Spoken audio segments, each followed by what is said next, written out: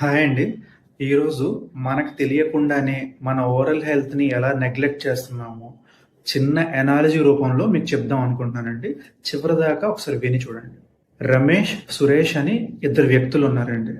So, ఇద్దరికీ కార్లున్నాయి. వాళ్ళిద్దరూ long జర్నీకి వెళ్దాం అనుకున్నారు. సో, రమేష్ జర్నీ స్టార్ట్ చేశాడు. సురేష్ జర్నీ స్టార్ట్ చేశాడు. మధ్యలోని ఇద్దరి టైర్లు పంక్చర్ అయ్యాయి.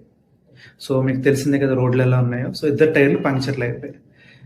సో, రమేష్ ఏంటంటే మిగతా టైర్లు 3 కొత్తవే కదా, బాగున్నాయి కదా, ఇంకొంత దూరం అలా వెళ్ళిపోదాంలే అని చెప్పి జర్నీ కంటిన్యూ చేస్తున్నాడు.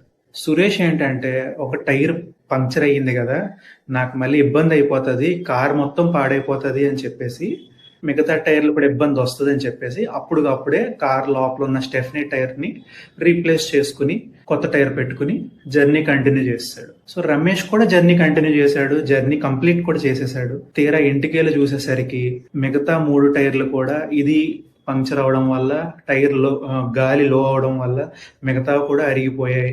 స్లోగా ఇంజన్ మీద కూడా ప్రెషర్ పడి ఇంజన్ కూడా పాడైపోయింది.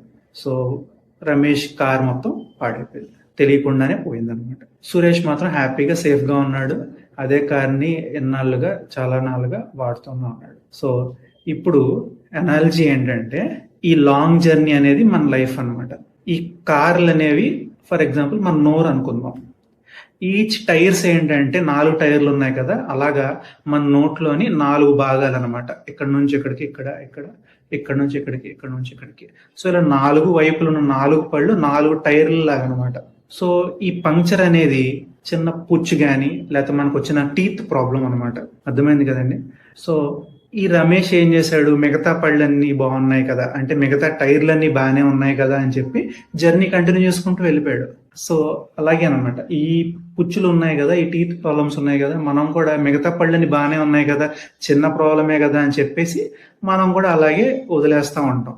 రమేష్కి ఎలాగైతే మిగతా టైర్లన్నీ పోయినాయో, ఎలాగైతే కార్ రిపేర్కి వెళ్ళిపోయిందో, అలా మనకు కూడా తెలియకుండానే ఈ పుచ్చు లేదంటే ఈ టీత్ ప్రాబ్లం కాస్త మిగతా వాటికి కూడా స్ప్రెడ్ అయ్యి మొత్తం ఓరల్ క్యావిటీలో ఉన్న టీత్ అన్ని పాడైపోతాయి, లేదా జా ప్రాబ్లమ్స్ వస్తాయి, లేదా పళ్ళు రీప్లేస్ చేయలేని కండిషన్స్ వస్తాయి.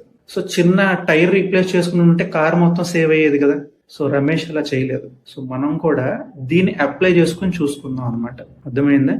సో ఇనీషియల్ గానే మనం ఇలా ఉన్నది అని తెలిసినప్పుడే మనం దాన్ని క్లియర్ చేసుకుంటే ఎటువంటి ప్రాబ్లం లేకుండా సాఫీగా ఉంటుంది. సో ఇంతకీ మనలో ఎంతమంది రమేష్లు, ఎంతమంది సురేష్లు ఉన్నారో ఆలోచిద్దాం.